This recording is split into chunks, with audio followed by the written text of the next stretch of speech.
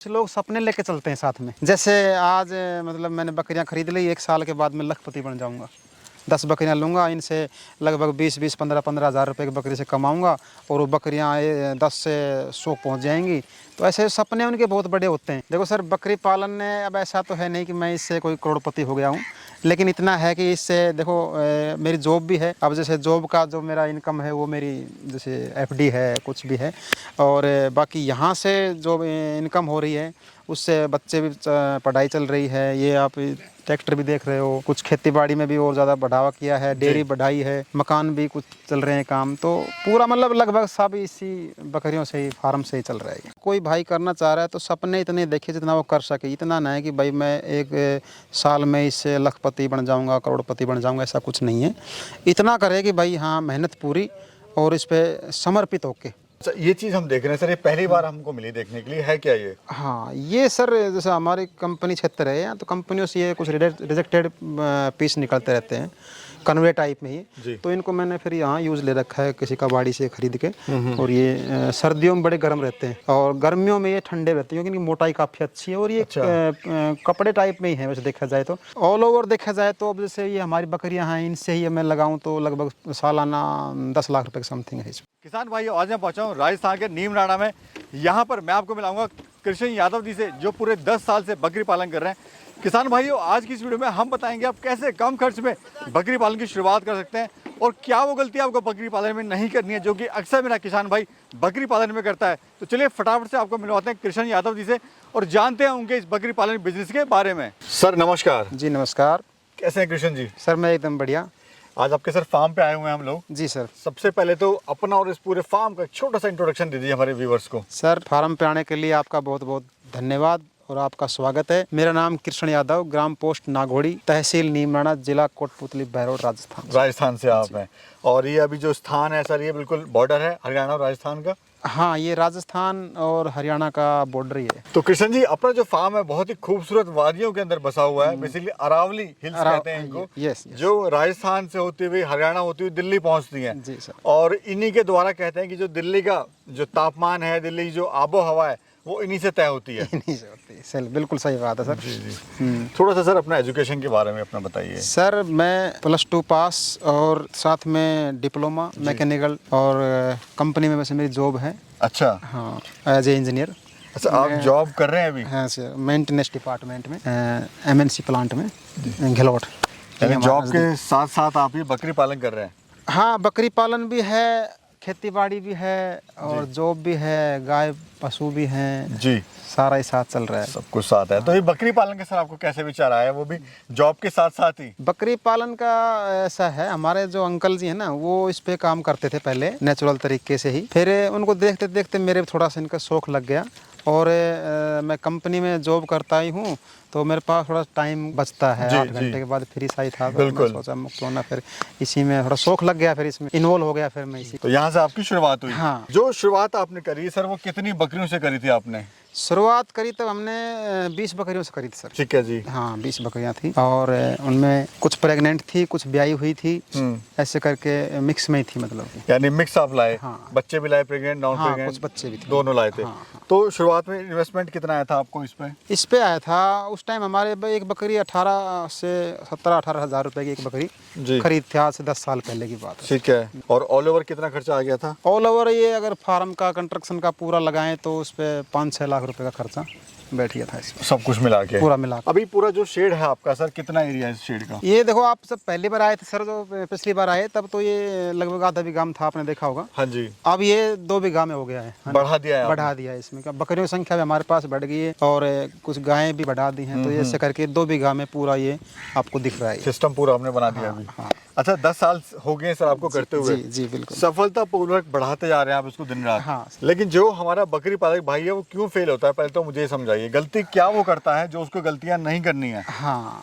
इसमें सर एक कारण है ना, कुछ लोग सपने लेके चलते हैं साथ में। जैसे आज मतलब मैंने बकरियां खरीद ली, 1 साल के बाद मैं लखपति बन जाऊंगा। 10 बकरियां लूँगा, इनसे लगभग 20-20, 15-15 हज़ार रुपये की बकरी से कमाऊँगा और वो बकरियां 10 से 100 पहुँच जाएंगी। तो ऐसे सपने उनके बहुत बड़े होते हैं और उसमें पैसे बहुत ज़्यादा लगा बैठते हैं। और तीसरा, वो लेबर के ऊपर डिपेंड होकर चलते भरोसे रहते हैं। हाँ, जो लेबर ने कर दिया वो ठीक है, वो उसको टाइम नहीं दे पा रहे, हमारी बकरी ने क्या खाया, क्या पिया, क्या बीमारी है, जी। क्या कुछ इसमें कमी आ रही है, ऐसा कुछ नहीं देखते। उनको बस ये दिखता है कि हमारा बिजनेस बहुत बड़ा ऐसे ही बढ़ता रहेगा, चल रहा है। हाँ।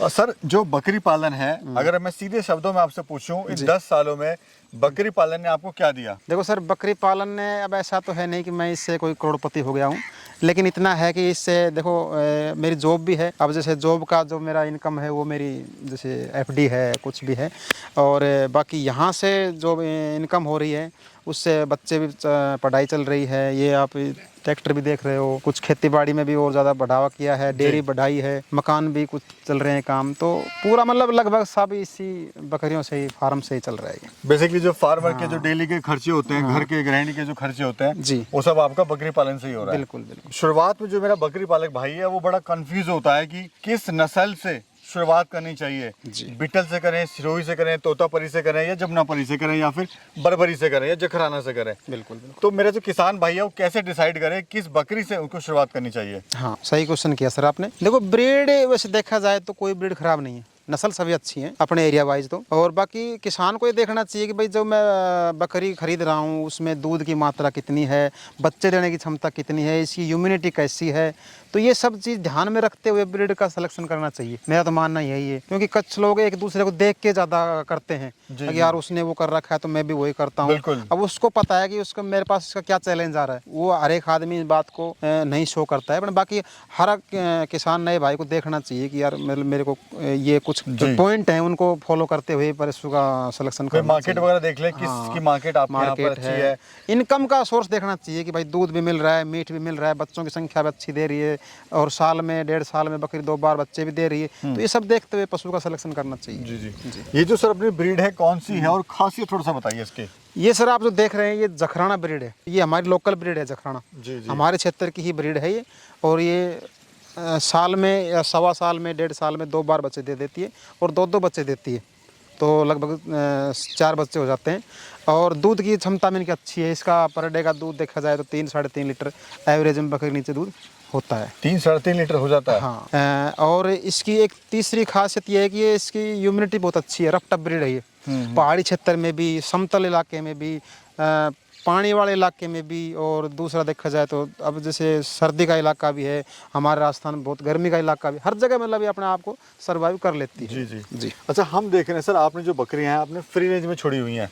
हाँ, ये एक प्लस पॉइंट मुझे लगा है आपके फार्म पे कि आपका जो प्रॉफिट लॉस ना होने के भी चांसेस इससे बहुत कम हो गए हैं आपके। हाँ, ये क्या कॉन्सेप्ट है सर, बताइए। ये सर ऐसा है, देखो बकरी आराम से आप देख रहे हो, बड़े रिलैक्स से आराम, कोई खड़ी है, कोई चल रही है हवा में दाऊं मस्ती से, और जिसको बैठना है वो फिर वहाँ जाके अपने फार्म में बैठ भी जाएंगे, तब तक यहाँ घूम रही हैं। थोड़ा सा फीड मैनेजमेंट के बारे में बताइए, आप इनको हरे में क्या देते हैं, सूखे में क्या दे रहे हैं, और कुछ स्पेशल डाइट भी क्या दे रहे हैं, तो वो भी बताइए। हाँ, वो ये इधर पीछे देखोगे आप, ये नेपियर लगा रखी है मैंने जी। ये 1.5 बीघा में नेपियर लगी हुई है हरे के लिए, तो ठीक है, ये खिलाते हैं। सर्दियों में इसमें फिर हम जैसे वो है क्या बोलते हैं अपना रिज का, वो बोते हैं 1-2 बीघा में। और सूखा चारा में हमारे पास ये ग्वार का चारा हो गया, मूंगफली का हो गया, और चने का हो गया, ये सब खिलाते हैं।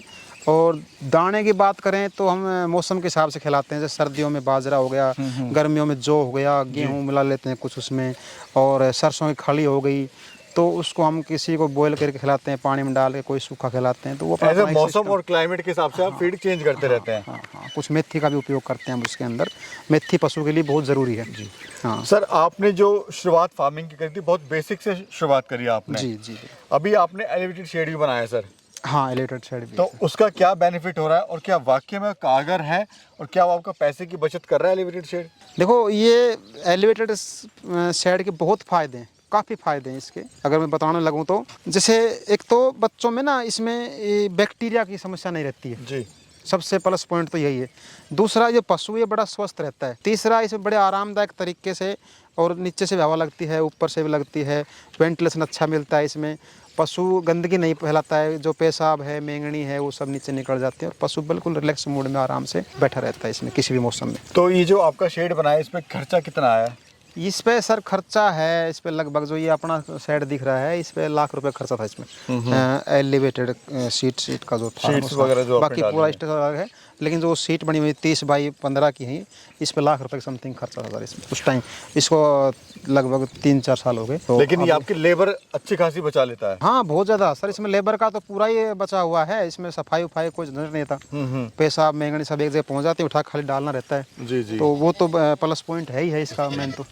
अभी सर बात करें पर बकरी फीड कॉस्ट क्या आ रही है? हाँ देखो, ये हमारे ना, आप देख रहे हो हमारे ग्रेजिंग और इंस्टॉल फीड दोनों का ही सिस्टम है जी जी। मौसम के हिसाब से। अब हमारे यहाँ बारिश का मौसम है तो अच्छा खासा हरा चारा हो रखा है, पहाड़ी क्षेत्र में भी नीचे भी।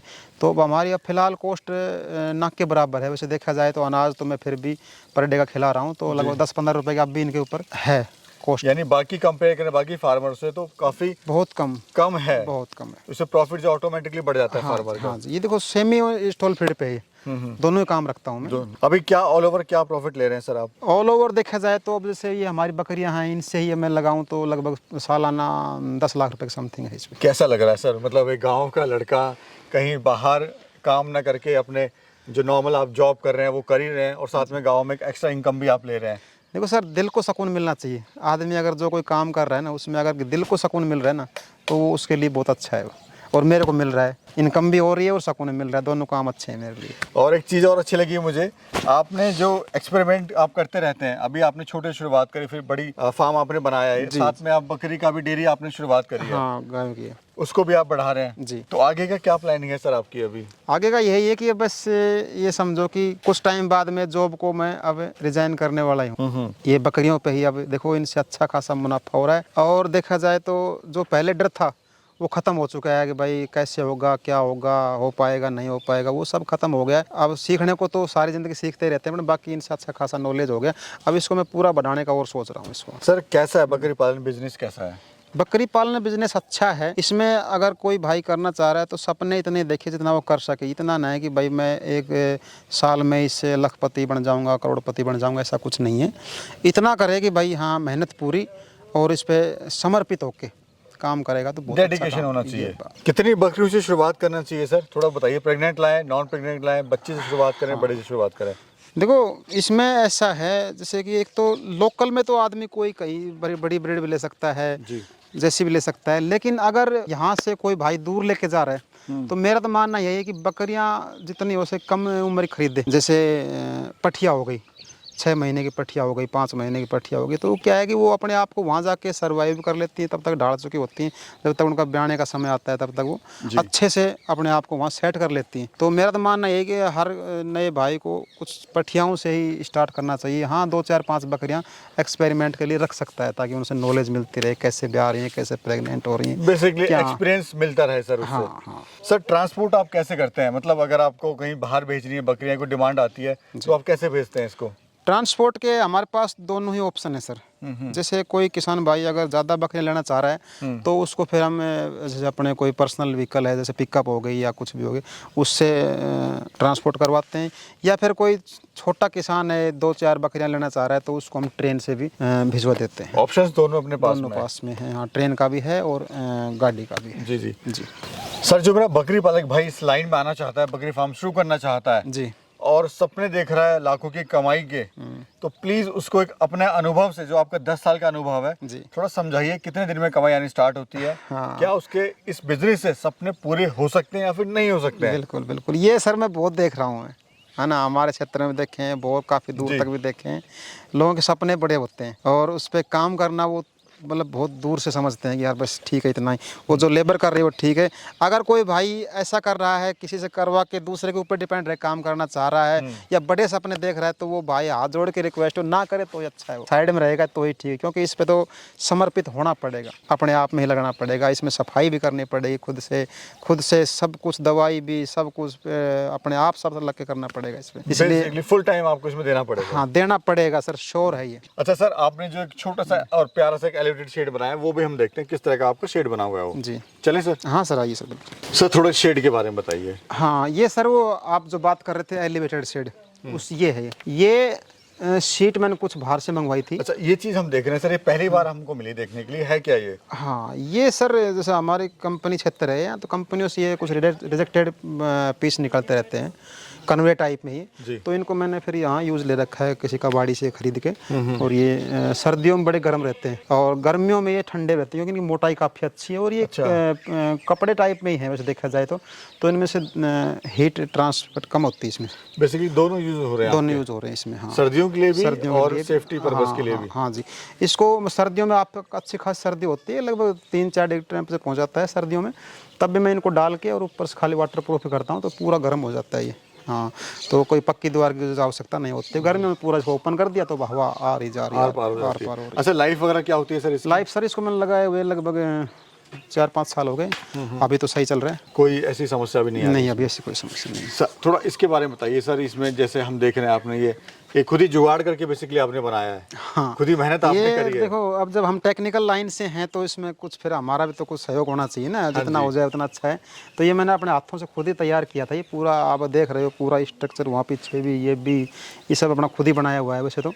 और ये जो एलिवेटेड है ये भी, इसमें नीचे सीट लगा रखी है, तो वो पेशाब और मेंगनी सब नीचे निकल जाती है, पूरा खाली पड़ा है ऊपर से। और ये बच्चे आप देख रहे हो, पूरे बच्चे इसके ऊपर आराम से बैठे हुए हैं इस पे।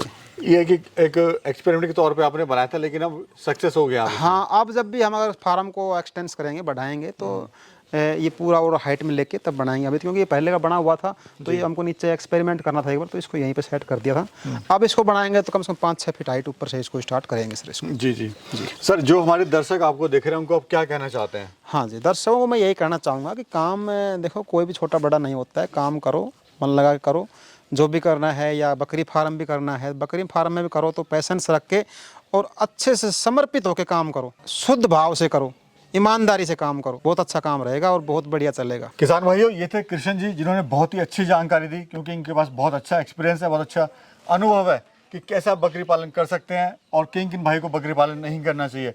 तो किसान भाइयों, आज की वीडियो में यही मैं कहना चाहूँगा, अगर आप कोई भी बिजनेस शुरू करना चाह रहे हैं, खासकर बकरी पालन, तो बहुत छोटे स्केल से शुरुआत करें और किसी एक्सपीरियंस फार्मर का आपके साथ होना बहुत ज़रूरी है। अगर आपको कहीं भी दिक्कत आती है, नुकसान होने के चांसेस होते हैं, तो आप उस किसान भाई से हेल्प ले सकते हैं। तो किसान भाइयों, आज की वीडियो आपको कैसी लगी कमेंट सेक्शन में जरूर बताइएगा। अगर आपको वीडियो अच्छी लगी तो वीडियो को जरूर लाइक करिए, चैनल पे पहली बार है तो चैनल को सब्सक्राइब करिए। मिलेंगे फिर एक खूबसूरत यात्रा में, फिर एक खूबसूरत वीडियो में, तब तक के लिए नमस्कार।